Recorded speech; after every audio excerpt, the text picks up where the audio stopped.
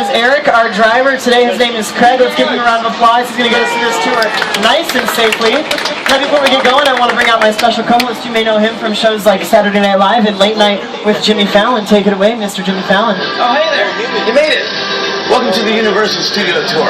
I'm Jimmy Fallon. I'll be making sure that you get through this experience in one piece. You've got the very best guide. Eric. And the greatest driver. Craig. They're the best. I love them. Even though Eric owes me $5. Yeah, I do. I know you guys are excited to get on the tour, but first, a few safety rules. That's right, Jimmy.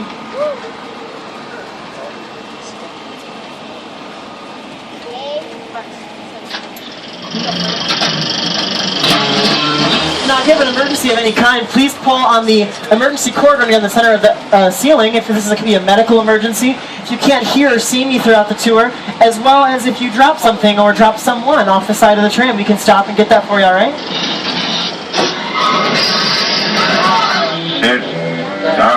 That's right, Frankenstein's monster. Everyone must remain seated during the duration of the tour. I'll let you know when you can stand and take pictures. Good. Smoking is not good. No smoking allowed on the tour, guys. Sorry. And finally, be prepared for loud noises, fire effects, sudden tram movement, and the possibility of getting wet. We want you to take as many pictures as you'd like, but protect those cameras from the H2. Oh yeah, folks. Alright guys, 2012 marks a very exciting year here at Universal. We're celebrating 100 years of production. Take a look at your screens for the new Globe logo, the Globo as I like to call it.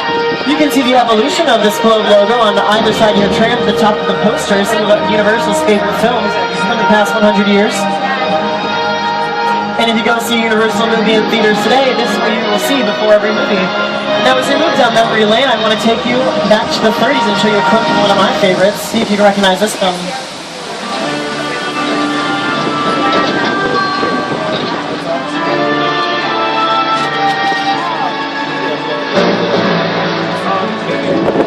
I have the room ready for you, Mrs. Barrington.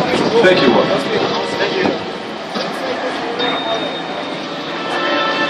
Did you hear that? Mrs. Barrington. Not quite, darling, but soon.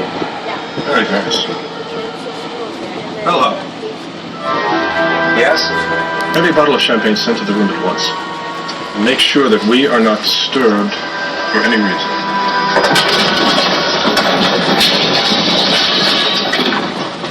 What an awful bellhop. You hired that guy, right? So you might have guessed, this isn't a 1930s classic black and white film. However, it is a great example of how we use our sound stages out here in the front lot of Universal. That was Jimmy Fallon in Soundstage 20. And if you take a look off to your left-hand side, you're going to see Soundstage 12, currently home to NBC's The Voice with Christina Aguilera, CeeLo Green, Adam Levine, and Blake Shelton. Take a look at other productions that shot in Soundstage 12.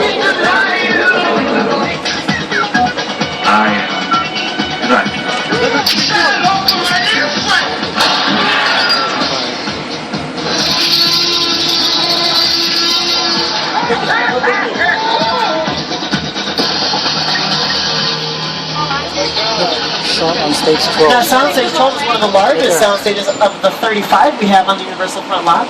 And as we turn the corner on your left-hand side, you'll see Soundstage 25, currently home to CSI with Ted Danson and Elizabeth Shue. CSI shoots in Soundstages 22, 23, 24, and 25. And if you notice outside some of these soundstages, you might see the orange cones that read CSI only. That's because these are what we call closed sets. However, the next time you're here at Universal, be sure to check out our VIP experience, which gives you the chance to become one of these invited guests and may come out to explore actual sets used for filming. Now up to your right-hand side, you're going to see Soundstage 28, the oldest soundstage on the front lot, originally built to house the elaborate Paris Opera House set from Lon Chaney's Paris Phantom of the Opera in 1925. It's also been home to some other vengeful monsters.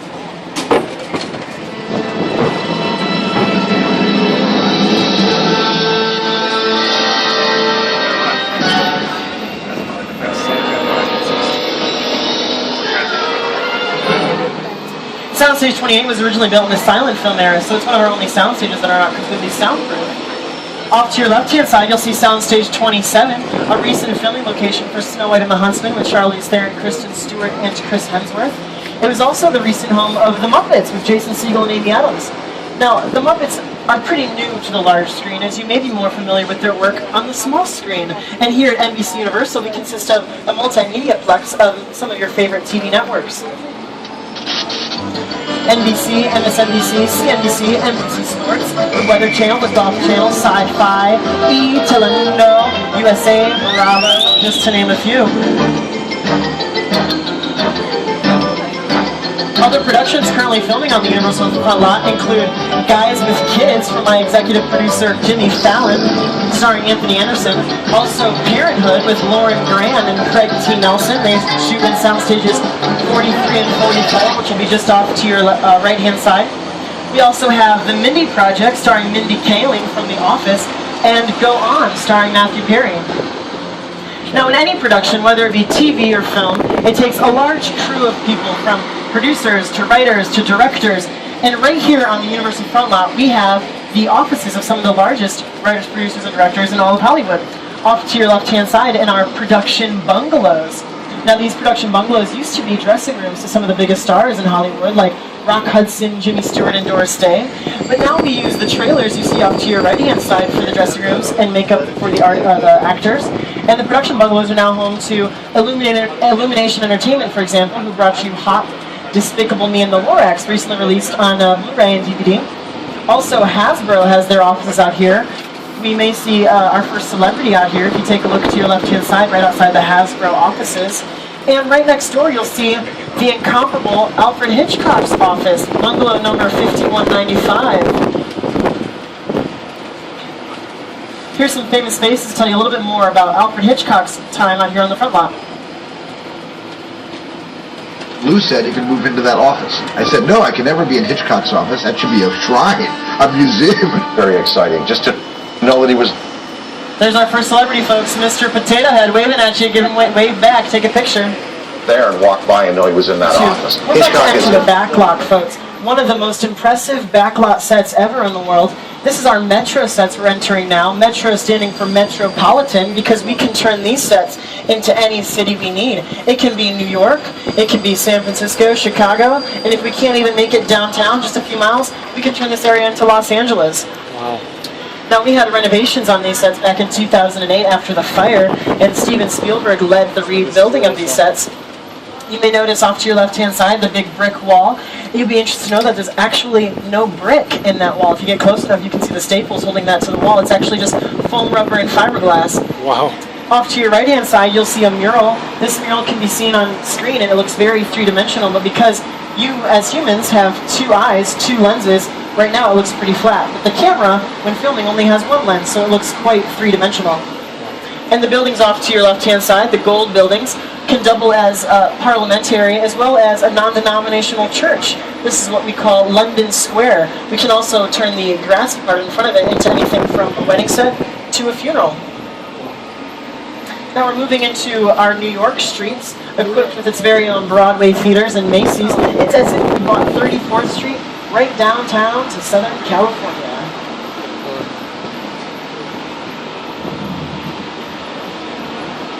Now the next part that we're about to enter is called Courthouse Square. You may recognize it from the popular TV show starring Jimmy Love Hewitt as the scary town of Grandview. You may also recognize it even more famously as Hill Valley from Michael J. Fox's Back to the Future.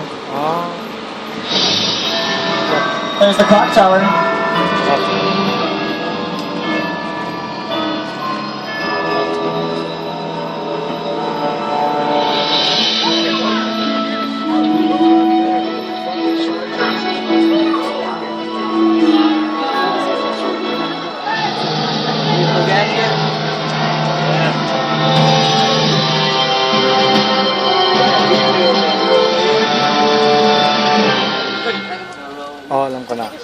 It was actually the back lot in the Courthouse Square that inspired the entire climax to Back to the Future. I had scenes up in the clock tower on that ledge. There was a ledge about that wide, and I was standing inside looking at the ledge, and I already had vertigo.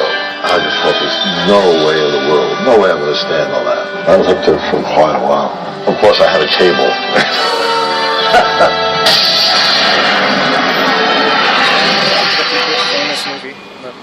Courthouse Square is used very often. In fact, Parenthood was just out here filming. That stars Lauren Graham and Craig T. Nelson. And if you notice the gas station on your left-hand side, that was originally the milkshake shop from Hill Valley and Back to the Future. Now, as you come around this corner, you're going to get a great shot of our Brownstone Street, which has been seen in these productions on your screens. 1968 na to.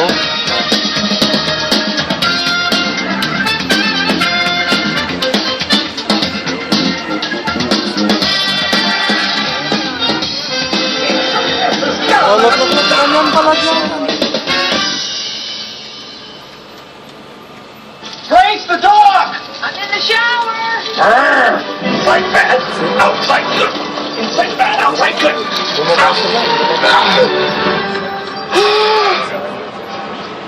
Oh, you're done now. Great. B-E-A-Beautiful. I like to think that our Metro sets are BEA beautiful too, Jim Carrey. Thank you for that. Now, like I said, we can turn these Metro sets into any city, New York being one of them. And I myself am not too familiar with the Big Apple, but my co-host, as you know, has filmed several things out there. Let's see what he has to say about our New York sets. Hey everyone, welcome to New York! I got my start right here in New York on Saturday Night Live. This is actually my old neighborhood. I once got mugged over there. An old woman. Tough lady. This is my favorite hot dog guy. Hey buddy, how's it going? Remember me? No. Just like old times. Gotta love New York City. Hey! I'm walking here! I'm walking here! Hey, it's cool guys. I was just walking there. So it's not exactly New York, but a lot of times when you see New York in the movies, it was shot right here on the Universal Metro sets. If you can make it here, you can make it anywhere. Even if you make it here on the Universal lot.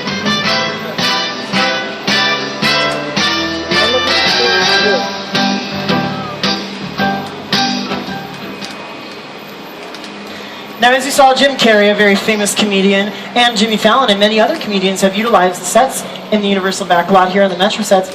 Take a look at some other comedians from our Universal films.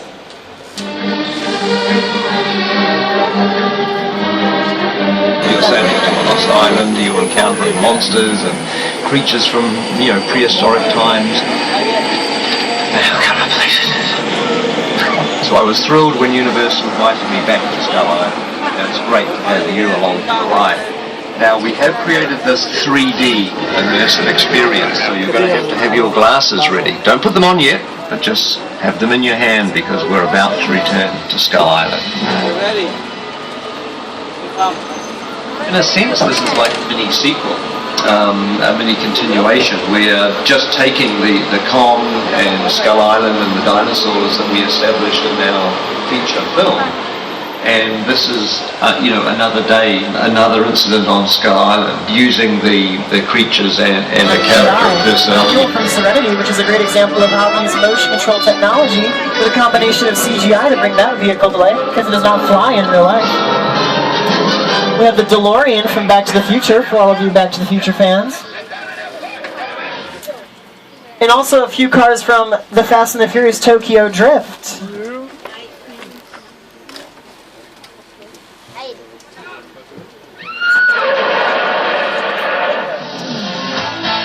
Now, an important thing to remember about picture cars is that, like some of our sets, they're just kind of facades in some senses. Like that Ferrari from Magnum PI isn't actually a Ferrari. It's a Volkswagen engine on a dune buggy chassis with a Ferrari shell. It just has to look like a working Ferrari. The DeLorean is actually a working vehicle. They used over 12 of them when filming Back to the Future. And we're lucky to have one here. I'm sure Christopher Lloyd probably has one in his garage somewhere too. Ginamit nila basics dito.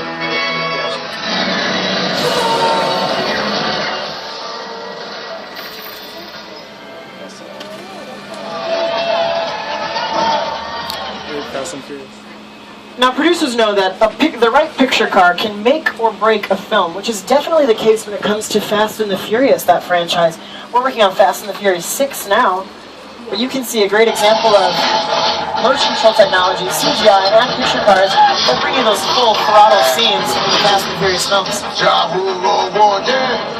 And we're moving into special effects stage 55 to show you just how motion control technology, picture cars, and CGI all together work to make the scenes you love so much.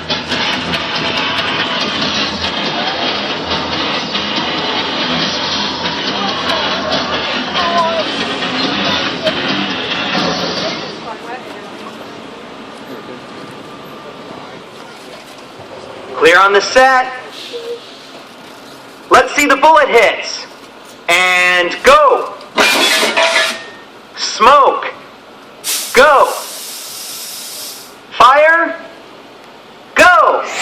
Okay, we're clear for a full run through. All systems checked. This one's for real, guys, so watch out. And action.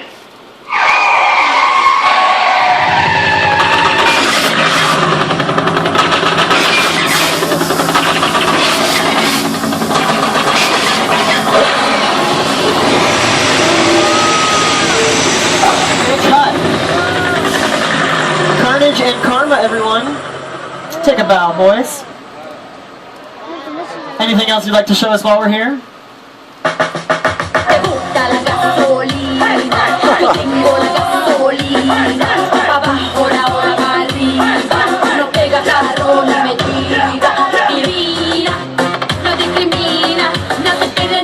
That's how we use motion control here in Hollywood, folks. Those mechanical arms you see underneath Karna and Carnage, what we call a gimbal. The same motion control technology used in Serenity to work the mule. We just put that into the computers for the post-production, and we digitally erase that arm later on to make it appear like they're flying through the air or dancing to Gasolina. And the great thing about picture cars is that they can do this routine over and over again. They never get tired, and they never question their motivation, unlike some actors. Now, as we move off the mean streets of Tokyo from Fast and the Furious Tokyo Drift, I'm going to take you to a jungle island off the coast of Costa Rica. To Jurassic Park.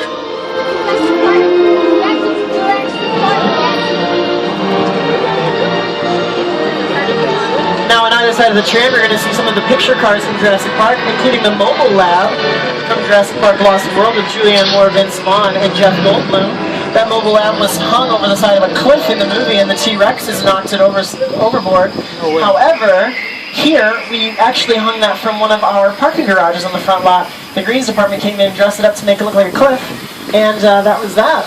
Oh, spitters! And they told you dinosaurs were extinct, not in the Universal backlot, guys.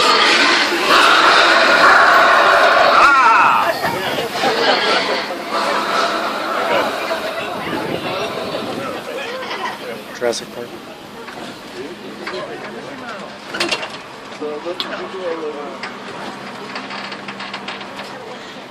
Now, Steven Spielberg understood that weather plays an important role in most films, including the Jurassic Park films. But here in Southern California, we get the same boring sunshine day in and day out. Well, I'm going to bring the Today Show, Al Roker, to give you the Universal backlot forecast for today. Hi everybody, here's today's forecast for the Universal backlot. It's going to be sunny and dry at 6 Points, Texas. Cool and cloudy in Little Europe. Expect snow and sleet on New York Street. And we've got a high chance of fog and precipitation for Skull Island, Amity Island, Apple Island, and Guam. That's your forecast for today. Now here's a look at what's going on in your neck of the lot. Well, looks like we got some rain. It's like in the movies when someone says, oh, this just couldn't get any worse, and then that happens. Well, you know, Mother Nature does not have impeccable timing. In fact, that's just us. We use overhead sprinkler systems to pump water into the sky, and then it falls back to the ground naturally, just like rain. Now, when they filmed black and white movies, they saw that rain didn't necessarily appear very well on camera, so they'd actually mix it with milk. So it was a little foggy, and in fact, they were singing in the milk. Wow. Alright, Craig, I think that's enough rain for today. Uh-oh. Looks like Al Roker's never wrong, huh?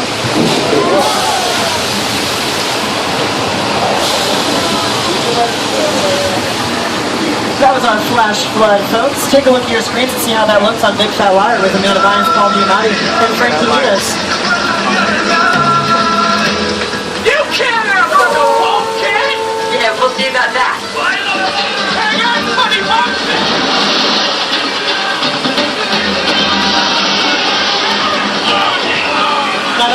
is recycled, so that goes back up to the top of the hill into a tank and gets ready to be released for the next tour that comes through.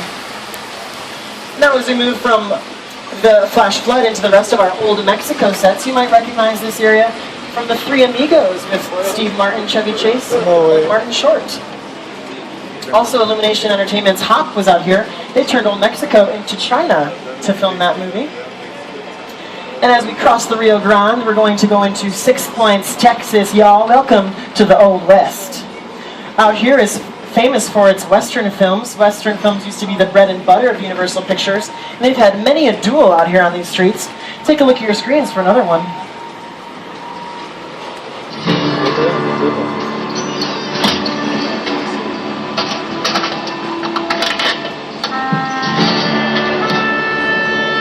This town ain't big enough for the both of us, Jimmy Fallon. Well, I ain't going anywhere, Jimmy Fallon.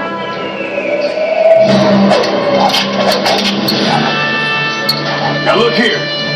Nice folks in this town don't want no trouble. They just want to check out 6 Points, one of the oldest sets on the Universal line. I hear this is where John Wayne and Jimmy Stewart shot a few of their westerns. That's right. That's where I aim to shoot you. Looks like we got ourselves a Mexican standoff.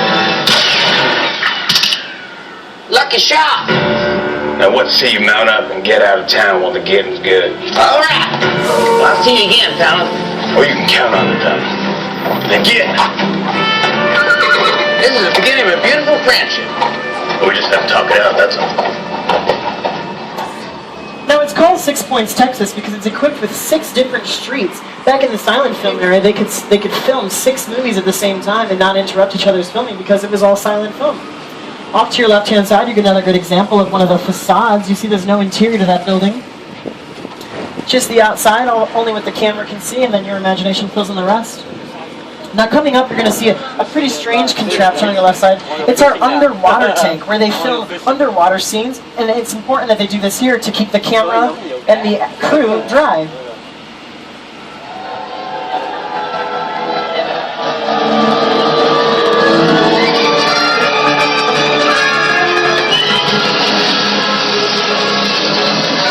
They just filmed this long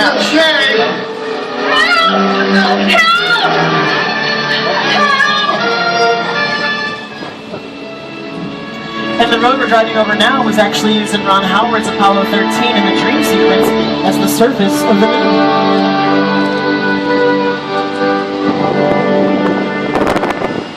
Now the lagoon off to your right-hand side was originally used in The Creature from the Black Lagoon. It's also been seen in Desperate Housewives. If you have any Desperate Housewives fans, it's where Nicolette Sheridan and Terry Hatcher scattered Martha Hoover's ashes. And we can also turn this lagoon into the Pacific Ocean or the Atlantic Ocean. And I know what you're thinking, I mean, how do we do that? It's so small. Well, we use even smaller props, like in miniatures, to make it look and appear a lot larger. Something that Hollywood's been doing from the beginning of filmmaking and have continued to do up until today.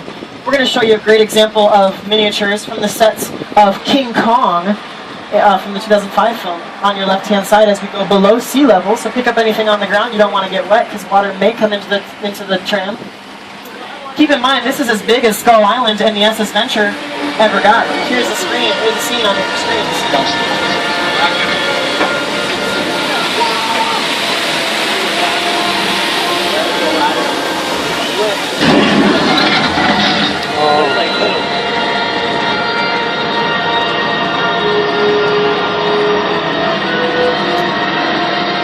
Now you notice some props off to your left-hand side.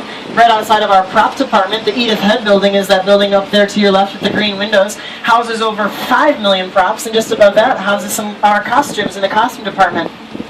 Now Edith Head was a famous costume designer. If anyone has seen The Incredibles, Edna Mode was loosely based off of her, that tiny little costume woman with the attitude. In the costumes in the costume department, are no stranger to our next section of the back lot. This is Little Europe. We can turn this area of our lot into any city in Europe. We can make it Paris, Milan, Barcelona. Here's Jimmy Fallon to show you just how we can change this section. And keep in mind, this was all filmed in the same location. Mi chiamo Jimmy Fallon e tu una grossa bottiglia di vino. Mamma mia! Je m'appelle Jimmy Fallon. Je vais avoir été baguette. Oh, Charlie, non! Hallo, ich bin Jimmy Fallon. Karl Schnitzer. Ich brauch Biscuit auf mich. Now we can't pass through Little Europe and the section off to your right-hand side without talking about monsters. This is our Court of Miracles, where all of our Universal monsters got their start back in the 1930s.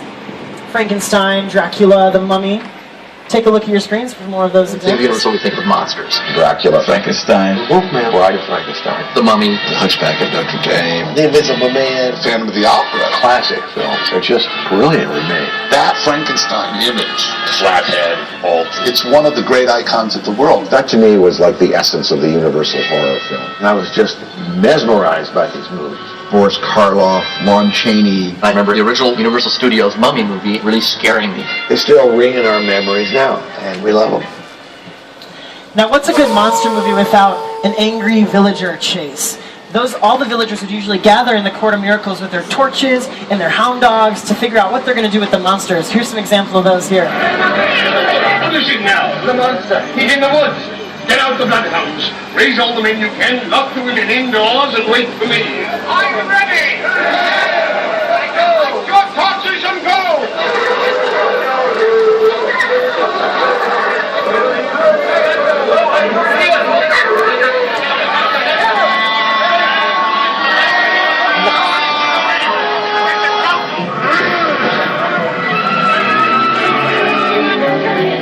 Why don't you shut this?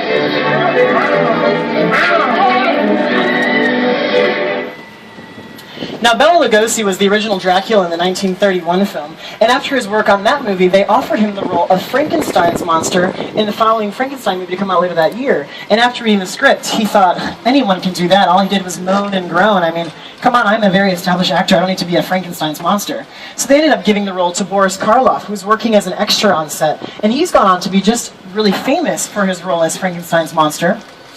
And in fact, Bela Lugosi was a little jealous that he didn't take the part, so they actually offered him the role of Frankenstein's monster in the sequel, as well as Frankenstein and the Wolfman. Just a little fun fact for you. Now we have a really great opportunity ahead of us. We're going into Soundstage 50. Now this is an already dressed set. It was recently used in the Fox TV series Bones. Take a look at your screens to see how that looked. Look, they're sweet. He looks very upset. When I talked to him, the guy cut in his arms. That's with the FBI? Yeah, we hear about the human remains. That's him. Right over there. You alright? Yeah. So this is what we call a hot set. The cast and crew, they're at lunch, they're taking a break, and all we need is the actor or the director to come in and, camera, lights, act. It's okay, folks, it's a little tremor. This is Southern California after all. Whoop. Alright, hold on.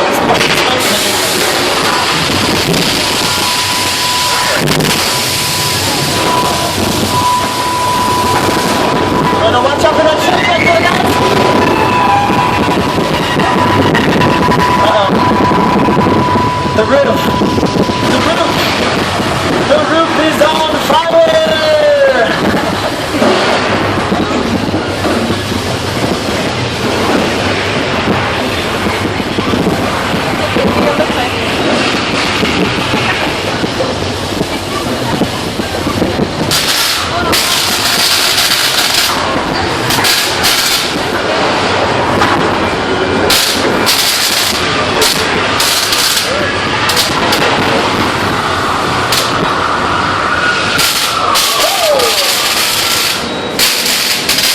Got through the worst of it. Uh-oh. Water main broke. God, you better get us out of here as soon as you can. Congratulations, you survived earthquake at this point. Now I mentioned that we've seen in the Fox TV series, Don't Family Now. We'll take a look at it in action.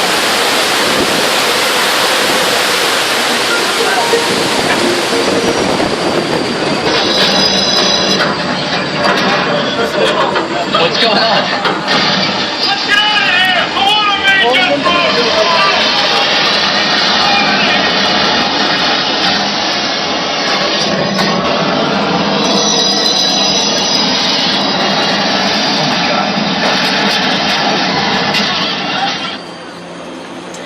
Now that was inspired by our 1974 movie Earthquake.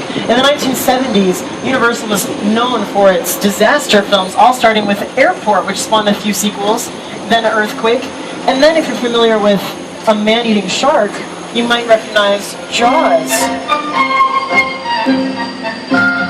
We're moving into the peaceful town of Amity Island, where they recently had the disaster of some shark attacks, but no worries, we're all taking care of that now.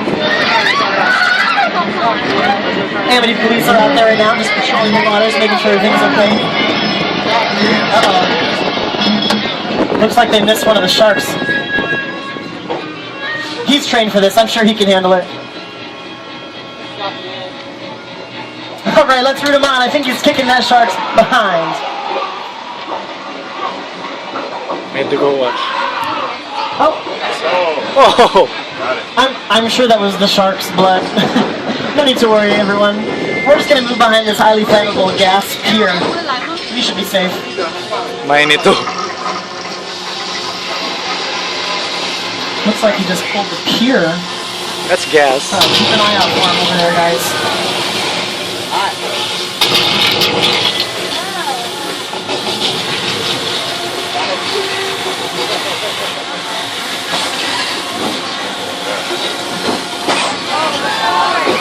Say hello to Bruce, that's our mechanical shark.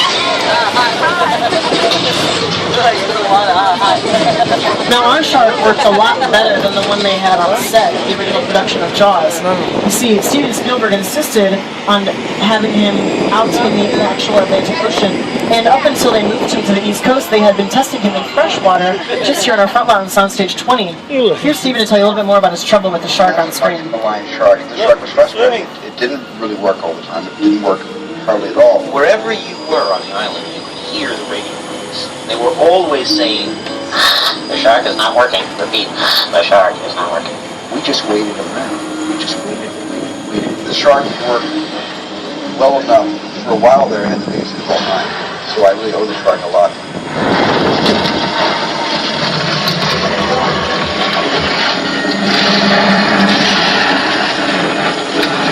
Now, Steven Spielberg is just joking around in that picture, but you know what's not a joke? Murder.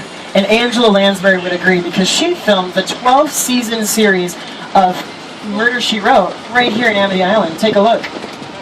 It was called Cabot Cove in that series.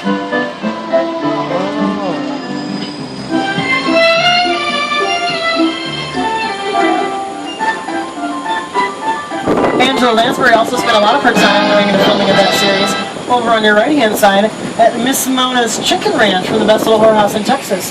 But even more excitingly, on the front side of the Chicken Ranch, you'll see a facade of the new Munsters house from the pilot of Mockingbird Lane. That's 1313 Mockingbird Lane right there. That's going to star Jerry O'Connell, Portia de Rossi, and Eddie Izzard as Grandpa Munster.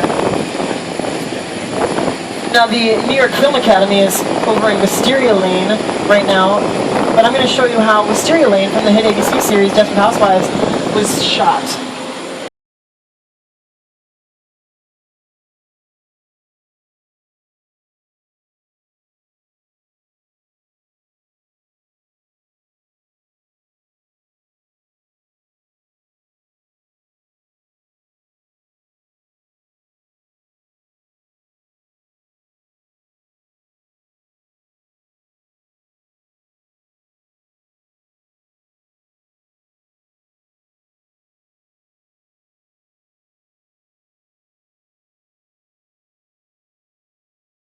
Is a great example of a very traditional suburban neighborhood, but sometimes our scripts require something a little more fanciful, a little more whimsical, if you will, which was certainly the case in Ron Howard's Dr. Seuss's How the Grinch Stole Christmas. Here he is.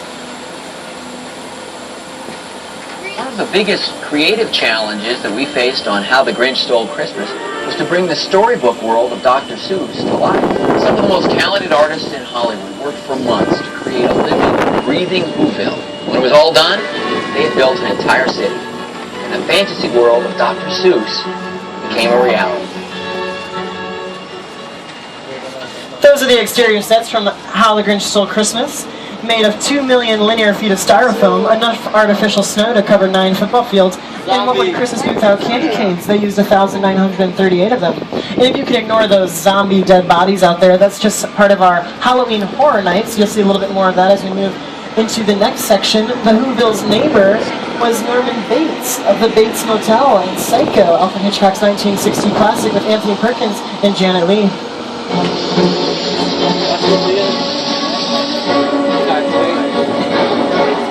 There's a Psycho house at the top of the hill. These are two of the most famous sets still standing in all of Hollywood.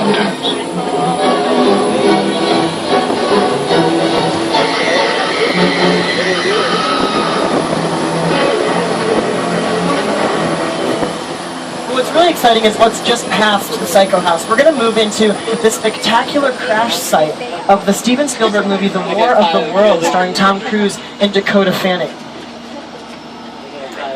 If you look up to the second story, you might see Mother waving at you. Now, once we get into the War of the Worlds crash site, we are going to stop for just a minute so you can stand up and take some pictures. Be sure to sit back down once the tram starts moving again.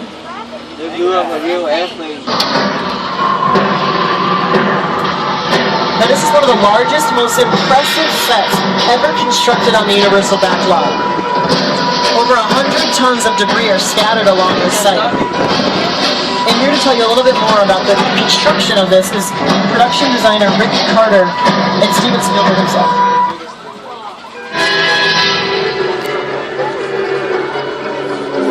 The airplane crash site set is a perfect example of a set that is all designed around a vision that Steven had. When we first began to sit down to talk about War of the Worlds, I thought, what if the 747 goes down right in a big neighborhood? Because it's just something you don't see. You're doing good. You're doing good. Keep pressing me. Listen, I want you to close your eyes, okay? I'm close.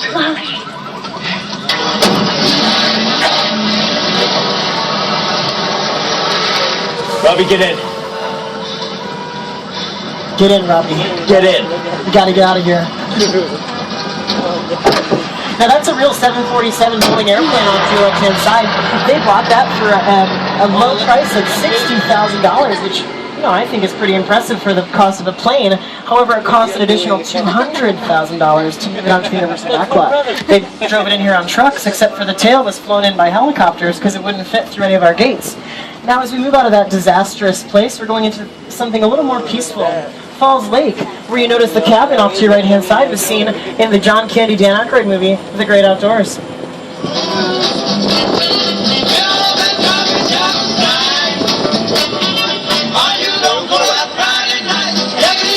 Don't talk that. That cabin's also been featured in the movie Shooter with Mark Wahlberg, as well as a couple episodes of Desperate Housewives. It's where Brie Vandekamp sent her son off to a reform school, if you remember that.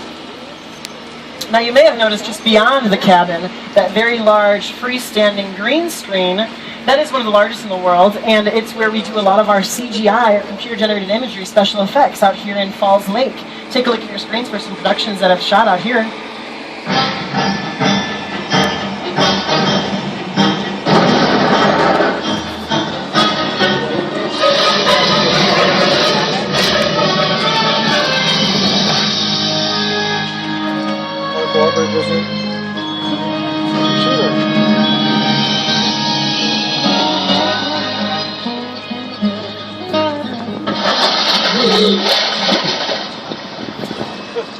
Don't worry, folks, no cows were harmed in the filming of Oh Brother Where Art Thou. In fact, that cow itself is just another example of CGI.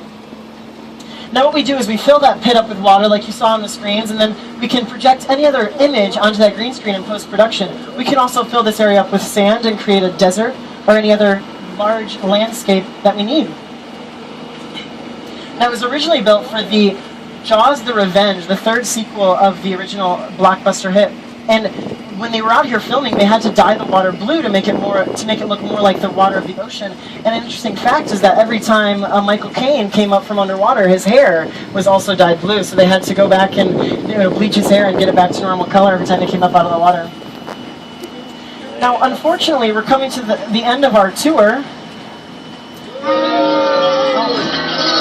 You guys, I know, it's been so much fun. I love having you here too. But you can take the tour again today or come back tomorrow. You're more than welcome.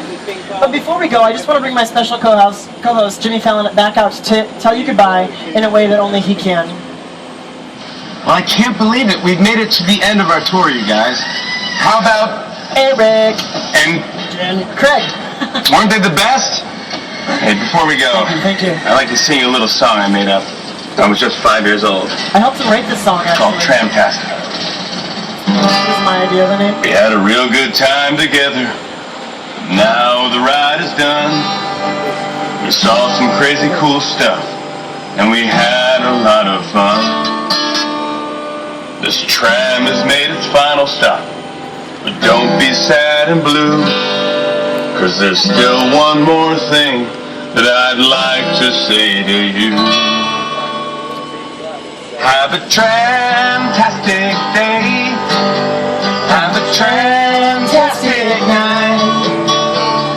Watch your step as you exit the tram, and everything will be alright.